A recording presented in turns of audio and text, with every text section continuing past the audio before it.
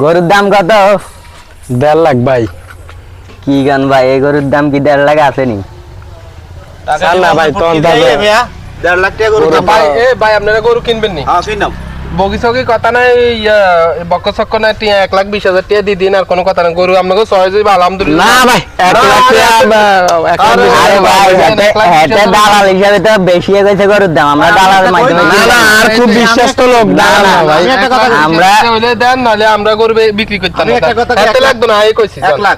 না না, বরাবর 1 লাখ। 1,20,000 বগিসগি কোনো কথা নাই ভাই। আচ্ছা যাক, 1,20,000 কইছে, আমি এটার উপরে রাজি আছি। আমরা যদি 1,20,000 নেন, স্যার লবিন নি স্যার। না ভাই গরু এই তো এত সান, দাম গরু হইতো না। গরু সান, রঙে গরু সান, গরুর রং সান। আচ্ছা লন স্যার লন ঠিক আছে গরু দাম এটাই। আচ্ছা ঠিক আছে লন। আচ্ছা দেন, বানা দেন। বানা দেন। দে বানা দে।